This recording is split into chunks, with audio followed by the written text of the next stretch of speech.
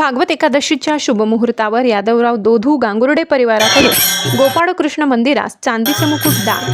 प्रतापपूर. भागवत एकादशीच्या शुभमुहूर्तावर साक्री प्रतापपूर ग्रामस्थांच्या साक्षीने भगवान गोपाळकृष्ण यांच्या पवित्र मूर्तीला चांदीचा मुकुट बसविण्याचा दिव्य सोहळा संपन्न झाला. या मुकुटाचे दान यादवराव दोधू गांगुर्डे परिवाराकडून करण्यात आले.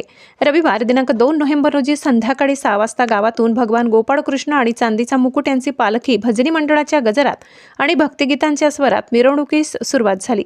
भक्तिमय वातावरणात ही पालखी मिरवणूक मंदिरात पोहोचली आणि विधिवत पूजाविधी करून भगवान गोपाळकृष्ण यांच्या माथ्यावर चांदीचा मुकुट ठेवण्यात आला.